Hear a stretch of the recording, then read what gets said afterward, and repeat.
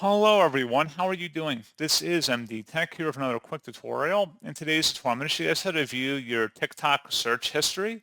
So this should hopefully be a pretty straightforward process here, guys. And without further ado, let's go ahead and jump straight into it. So all you have to do is open up your TikTok profile. So just select the profile button at the bottom right, and then select the hamburger icon at the top right, and then go down and select where it says settings and privacy.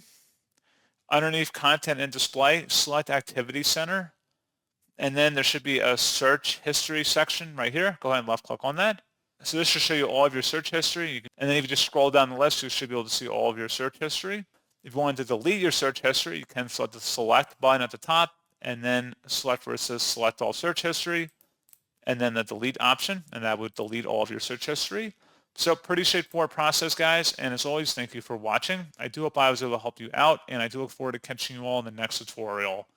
Goodbye.